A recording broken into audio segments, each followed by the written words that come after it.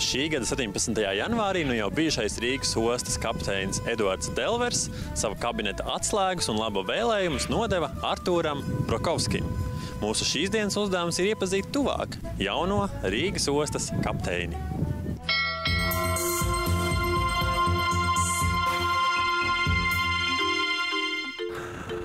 Labrīt, kapteini! Labrīt! Raidījums Latvija brauciet jūrņā ar prieku viesojas jūsu jaunajās mājās. Droši vien mēs tad noskaidrosim, kāds ir tas pirmais pusgads jūsu amatā un kā jums ir veicies. Vairākus gadus Artūrs Brokovskis ir strādājis par Rīgas ostas kapteiņa vietnieku, kas noteikti šobrīd palīdz jau darbā par ostas kapteini. Jūs zināt, kur jūs atrodaties? Rīgas ostas faktiski pats galvenais centrs, kur notiek viss peldošo līdzekļu kuģu satiksme faktiski. Ne tikai tāds vai ne muzejs, ne uzskatas līdzekļus, bet vienkārši tas darbības centrs, pats, kur operatīvais centrs, kur strādā 24 stundas dienā, 365 dienas gadā. Darbs sākās faktiski jau, nevar teikt, ka no sliekšņa, bet viņš visu laiku ir. Faktiski, ja tā var teikt, kad ostas kapteiņa tā funkcija vai tas darbs, viņa tā dienas, te darbs visu laiku.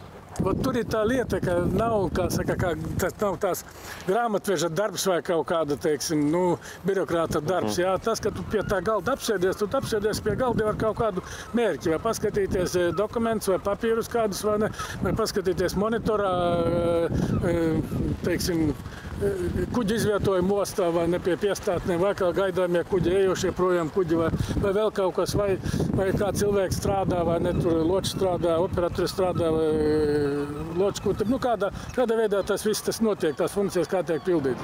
Par ostas kapteini nepiedzimst, lai par to kļūtu plašs ceļš ejams, jāiegūst daudz jaunu zināšanu un pieredze, kas saistīta ar jūru. Kā šis ceļš izvērtās Artūram Brokovskim? Varbūt, teiksim tā, tas būs kapteiņa birojas, varbūt tā. Jā, tur tā nav tikai kabinets vien, jā, tās telpas tur ir. Atrastas, ka tās ir jūsējās? Nē, protams, tas ir savādāk, viņas nevar būt nemaz. Jā. Šitās jau arī faktiski ir mūsu telpas. Visa šitā māja ir visa kapteiņa dienesta telpas, vai ne? Šeit ostu uzraugi atrodas tālāk pa šīm durvīm loču apkalpes dzīvo un šoferim, izbrautu šoferi, un tagad tā kapteiņa biroja telpas, tas ir otrā stāvā jau tur loču. Lūdzu.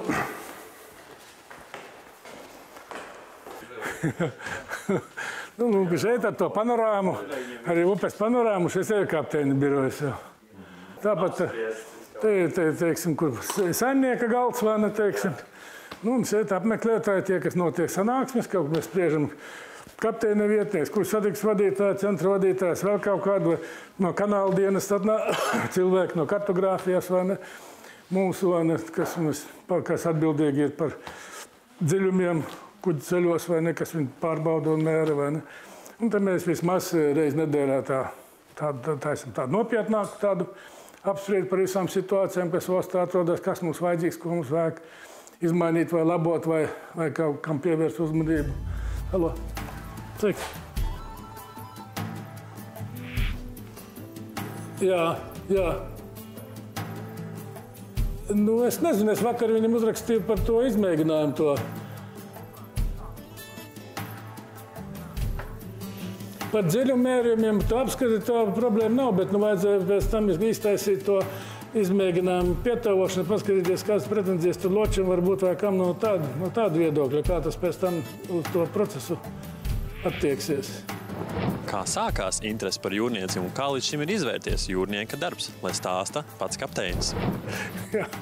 Kad sākās, ja tā var teikt, kad sākās, tad no pirmās jūrskolas dienas sākās, vai ne?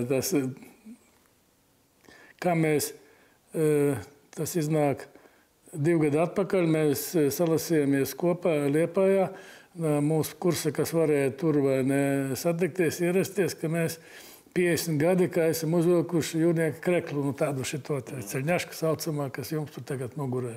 Tas ir 50 gadi, tātad šodien jau 52, 31. augustā būs.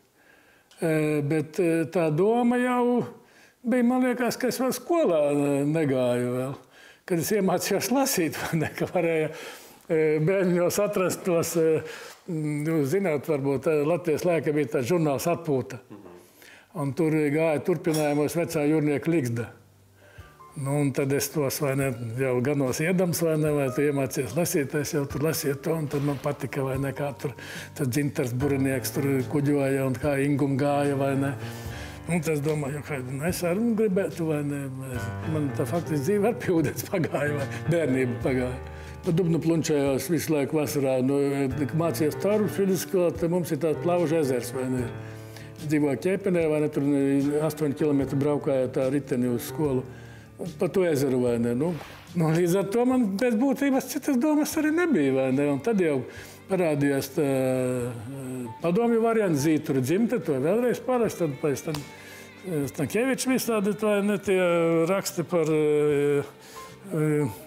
jūras romantiku, ne tā var teikt, ne par jūras lietām, par jūras romantiku, kas saistīta. Tāda egzotika vairāk. Braukāt pa dienvidu jūrām, vai ne, un vētras iziet cauri, un pa lediem, un tā tālāk katru gāja. Fritvartam Nansenam, vai tam Roaldam Amundsenam, vai ne, tādi Skotam, kā uz Antarktīda, tādas lietas var interesi. Un tad otrs, teiksim, varbūt tas tāds, tāds, vai ne, tāds nespiediens, bet tās, ka bija 18 gadu beidz vidusskolu, vidusskolas laikā mūs sāka vervēt kara komisariātos, kur jāiet karaskolām. Nu, un, protams, vai ne, tur, kā es te teicu, ka man tā jūra interese, man piedāvāja to Frunzes karaskolu Peterburgā, Ļeņgradā tā laikā, jā. Nu, es vēl apsvēru to jautājumu, vai ne.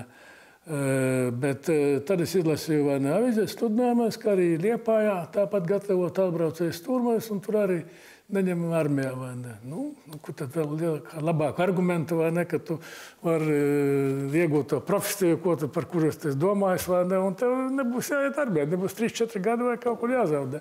Ja brālis 5 gadu vecāks, tad bija dienas armijā, 3 gadi armijā, vai ne, es domāju, priekš kam tas, vai ne. Nu, tā armija varbūt tā laikā nebija varbūt tik nepopulāra, kā tagad, teiksim, vai ne, tad jau, kā saka, visiem bija jāiet, kā mēs teicam, Krievos, vai ne, bet nu, tā vienalga jau tā parādījās tāda vēlme, ka tu 3 gadus pazaudēji, vai tā kā par ko. Nu, pirmās atmiņas, es jums teikšu tā, vai ne, ka bija, ka iestāšanās, tas laiks bija, iestāja eksāmeni, jā, kad mēs iesniedzam dokumentus, iestāšanās 12 zēni no Latvijas, jā.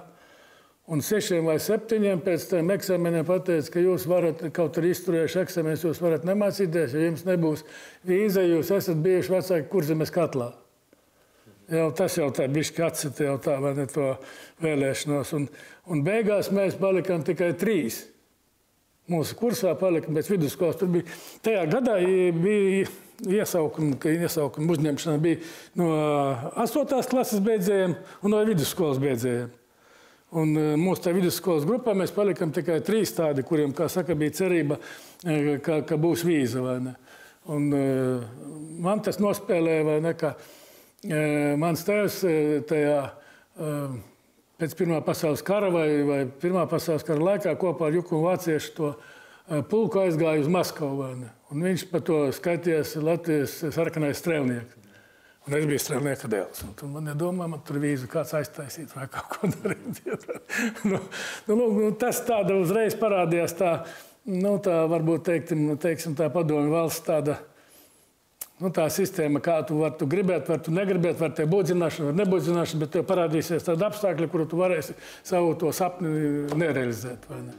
Vislabākais atmiņas, es jums teikšu, ir no tās jaunības laikiem, tā kā Liepājā mācījos, vai ne, ka tur pilsēta, kā saka, zem Liepām, vai ne, vai Vēja pilsēta, tur ir pludmale, un pilsēta pati centrs skaists un vecs, vai ne, un tāpat tās arī visādi vakaros gājām, tur šmaucām, un mums jau bija višķi tās režīms, nevarēja jau tā aiziet, vai ne, uz pilsētu, kad grib varēja vakaros arī izšmaukt, vajadzēja no kopmītnēm un tā. Beidz Liepājas jūras skolu, strādāju Rīgas refrižeratora flotē, tas saņemam jaunas kuģis, vai ne, tāda Ostrosibirjakova burjas brauc. Labākajiem kuģiem varbūt var teikt, kādi tā laikā bija. Es biju tāds jauns puika, centīgs, vai ne, izpildīgs, tā man tur tā, cits man nekas neizrāva, tā man ievēroja, tā man diezgan bīdīja. Bet atkal padomju laika sistēma, tu varēji nonākt līdz vecākām stūrmanim, un, lai tu kļūtu par kapteini, te bija jābūt, vai ne, pirmkārt jābūt partijas biedram, tas ir skaidrs, to neviens neapstrīdē, vai nešaubies, bet otrs bija jābūt augstākai izglītībai. Tad vienalga kādai. Tu varēja beigt paralēli ekonomista, tur jurista vai kaut kāda pedagoga, bet, padomju kuģa kapteinim vajadzēja būt ar augstāku izglītību. Es 2 gadi nostrādāju precēko palīgu, man teica, čalīt, tu mācīsies vai tev tas viss, tev griezti tev vai ne, vairāk tu nekur neties tālāk.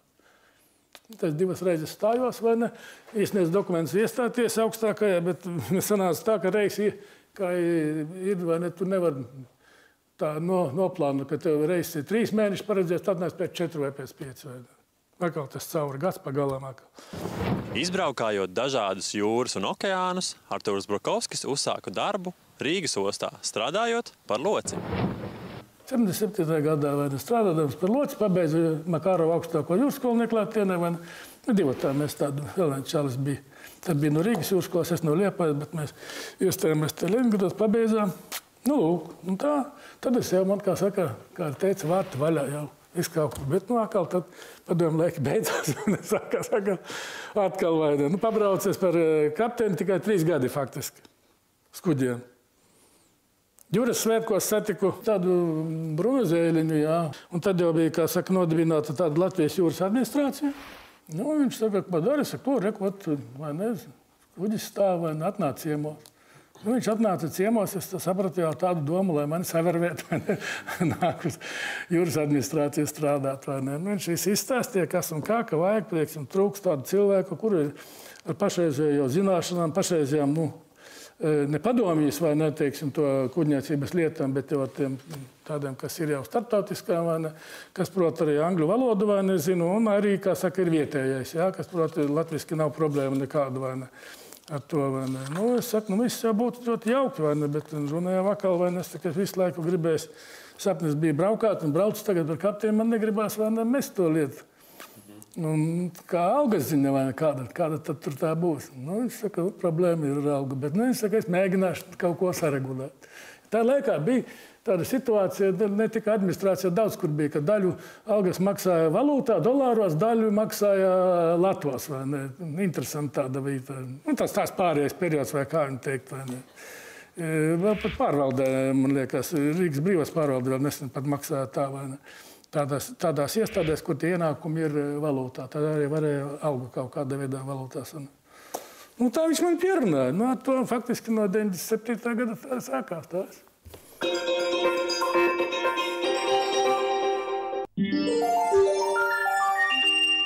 Vairākus gadus Brukovska kungs ir strādājis arī par kuģa kapteini. Nenoliedzami šis darbs slēpj savus stāstus, savus piedzīvojumus, savu pieredzi. Nē, bija jau bez kapteiņa apskatīts daudz, kas vai izbraukt pus pasaulē, bet ar kapteini būdams vismaz 3 reizes zemeslode apbraukts apkārt, vai ne, un pabūts visur Dienvidamerikā un tālējās austrumos, vai ne, un vidējās austrumos. Drīzāk pateikt, kur neesmu bijis. Neesmu bijis Indijā, Ņūzelandē un Čīlē. Tās vietas, kurās gribētos arī pabūt, bet kurās neesmu bijis. Grūti pirmie 2 mēneši.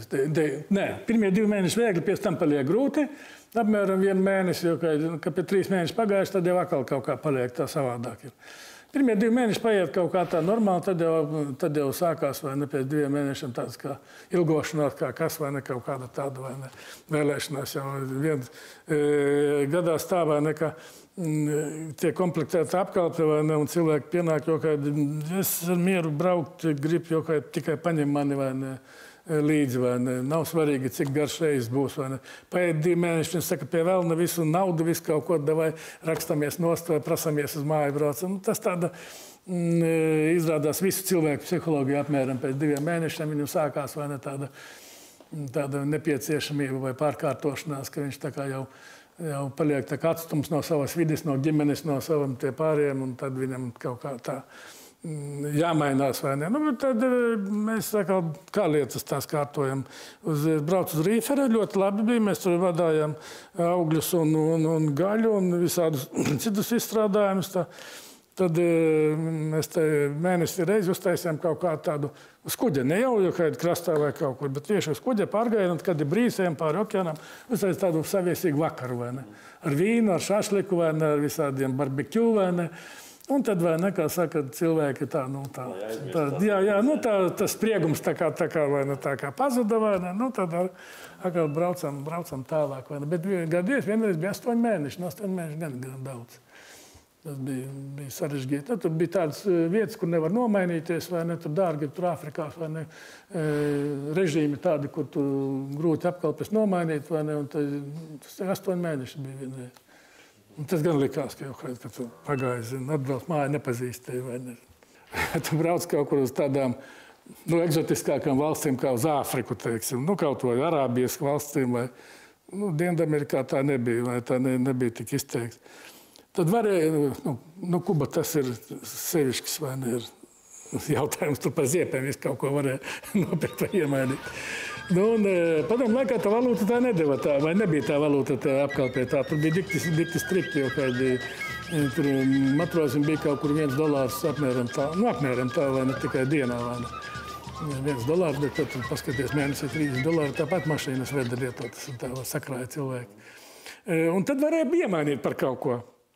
Par vecām drēbiem vai lietotām, vai par apaviem, vai par ziepiem, vai par odekolonu. Tad bija tāda bartera darība. Tad bija visās, teiksim, maskas, gleznas, dažādi koku izstrādājumi, suvenīri tādu. Neteiksim, ka tur pirki kādus tur akordionus vai tur mašīnas vai kaut ko, bet tādus rokdarbus, kas ir suvenīri tiešām no tās valsts. Tur kaut kāds vai no ziloņkaula, vai no sarkana koka, vai no melnkoka, vai tādā veidā kaut kas. Un katrā vietā bija kaut kas, vai ne, pieksim, Arābijās, tur visādus ziloņus, tur kamieļus, vai ne, tur piedāvāja. Un Āfrikā visādas maskas, palmus izstrādājums, gleznas, vai ne, vietējos, kas tur labām krāsām, vai ne, man vēl viena tur labi turās. Piemēram, viena man tur mājas ir no bruņurupuča tā pancera vai no tās bruņas, vai no muguras. Uztaisīta glezna tāds, viņa tās Āfrikas ciematiņa tāds skats vai ne tāds. Tagad vēl turās. Lai arī Artūrs Brakovskis Rīgas ostu un Rīgas brīvos kapteiņdienas jau var uzskatīt gluži kā savas otrās mājas, darba laikā ir nācies piedzīvot dažādas neparedzamas un neprognozējamas situācijas. Gadījumi visādi ir bijuši, vai ne? Kā jau katrā darbā, transports paliek transports, vai ne? Un te vienmēr kaut kas gadās. Vienreiz, piemēram, bija tā, ka gājām ar to pašu graudinieku, ar kravu gājām iekšā eksportu ostā, vai ne? Un pietuvojoties tam, vai ne, apstādījām mašīnu, vēl ko viņi sāk strādāt, kuģis iet pēc inercvēku, kuģi nobremzēs, sākam dot atpakaļgaitas nav. Viss no mašīnas bļauka, nevar palaist mašīnu atpakaļ. Kuģis iet jau kādi, es jau bļauju tiem vēl ko ņem, vēl ko sagriezies ar sānu, viņš nevar izgriezties, kuģis iet, viņš nevar nekā vai nevar izgriezties tā, lai viņš varētu bremzēt vai ne. Labi, ko darīs, jau kādi, ejam pie eksportu iekšā tā līdzīšies tam priekšā vēl ko, saka, tā vēl ciekšā redzēs, kā tur griezīsies, varbūt nobremzēsies, to straumē būs. Atdosim enkuru vai ne. Ja mēs mēģinām vai neatdot enkuru, tur no priekšgala bļaubots, ka enkuri arī neatdodās. Jugoslavs bija, kuģis Jugoslavs kapteinis bija, vai ne, viņam tas walkie-talkie rokā, viņš to walkie-talkie kā metas pagrīz, pičku mācis ir bez berega, vai ne. Saka, ko tas man dod? Viņi tur bez berega, vai ne, bez berega, vai ne, nelaidīs viņu krastā, apkalpē tādu kuģis, tā kaut kādā veidā jānāk tur jādabū. Un tad mēs viņu pagriezam, tā vēl ko viņu pagriezam, un tad viņš ar to sānu uzgāja uz to grunti, to eksportu ostā ieejot, tur tā zīmīte ir vai ne. Protams, ka viņš to zīmīti neaizsniedz, uzgāja grunti, apstājās, un tad paņēma vēl ko pievilka stāk, ievilka vai ne. Iedēja man, es neatceros, 50 rubļu prēmiju, laikam, pat to.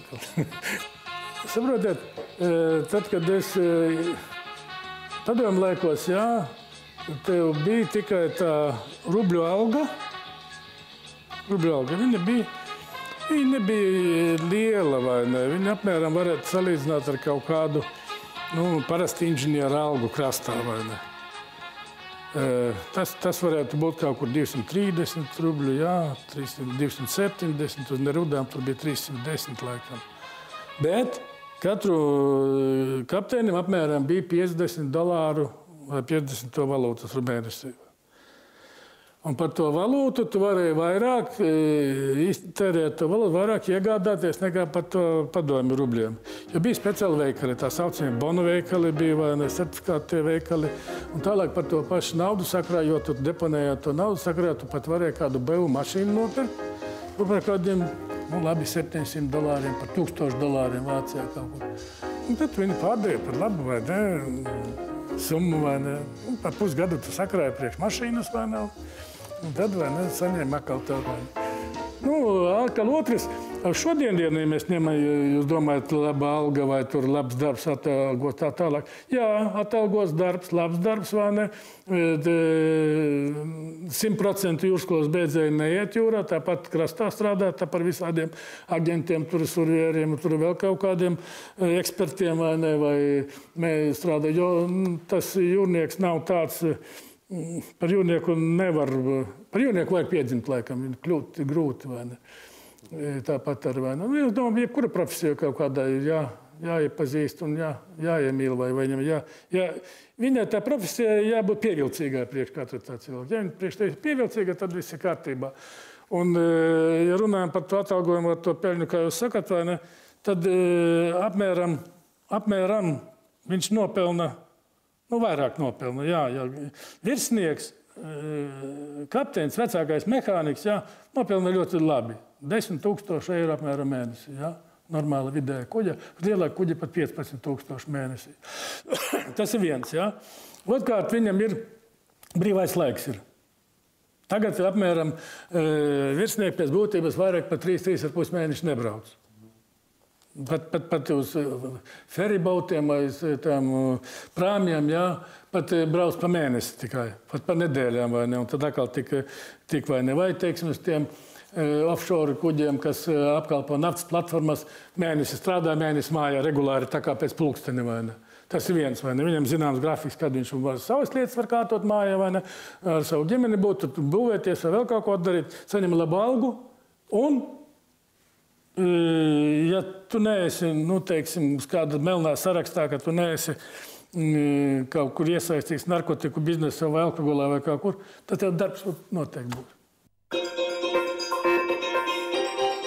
Tas kapteinis tā persona, kas noteikti ar likumu, kur atbild par kuģošanas drošību ostā, kura, teiksim, rīkojumi vai pavēles vai tā tālāk, kas nodrošina kuģošanas drošību šī akvatorijā vai ostas akvatorijā vai ostā, visiem ir jāievēro un jāpilda. Bez apstrīdēm. Viņš var pēc tam apstrīdēt, bet tajā brīdī viņi ir jāpilda. Bet tie visi tie rīkojumi, var teikt, un tie, kas saistās ar to drošību, tas izriet no ostas noteikumiem. Un tie ostas noteikumi, var teikt, ir tā bībele, no kuras ir jāvadās, vadot šo te procesu, kas notiek ostā. Osta nav bezizmēra. Jā, ir noteikta Daugava, jā, Daugavas krasti, ir izbagarēts grāvis, pa kuru kuģi var iet iekšā pie piestātnēm, ir noteikti plašumi apgriešanās basēnam, vai ne, gabarīti, kādus kuģus tur apgriezt, kaut vai, piemēram, kruīzes kuģa pasažieri, jā. Jūs esat redzējuši, vai ne, pie Vanšu tilta, vai tur stāv tur tāda 11 stāvu, 12 stāvu kuģi, 250 metru gari, 230, pat 300, 290 metru gari kuģi. Šī te problēma atkarībā no tā, vai mēs to kuģi varēsim pieņemt. Ja turistu firma grib iekļaut Rīgas ostu, piemēram, savā tajā apritē, lai tie turisti apmeklētu Rīgu. Protams, ka mēs visi gribam, lai viņi apmeklētu, jo viņi te kaut ko ir atstāja, vai ne, un visiem ir darbs visi. Bet tas kuģis ir, nevar viņu tur iebāzt, saprotiet. Jā, viņu vai nevarēs apgriezt, vai viņš par seklu vai vēl kaut kā, vai ne. Jo pietrūkst viņam brīvā ūdens zem korpusa, zem dibenā. Un kompānija viņam neļauj iet tālāk vai ne pie šītā. Mēs te varētu, vai ne, viņam sakam, ka mēs nodrošinās, ka mums pietiks tā pusmetra, kas tev ir tur. Viņš saka, nē, viņš saka, tas vašai kuģis, tas ir ļoti dārgs, tomēr dārga vienība, vai ne. Viņš saka, nē, mums vajag, teiksim, 2 metri zem ķīļa. Tad viņš apstājās tie Krievsalā, nāk ar autobusiem, vai ne, ved pasažierus tur. Tādi, tas ir piemērs tās, tādi jautājumi daudz, ar kravas kuģiem, ar tankuģiem, ar balkeriem, ar visādas problēmas ir, vai ne. Tas ir ikdienas process, var teikt. Rīgas osta vienmēr darbojusies kā vienots veselums, tomēr drošības jautājumos galavārds allaž piederējis ostas kapteinim. Vēlam darba sparu un pareizos lēmumus jaunajam Rīgas ostas kapteinim Artūram Brokovskim.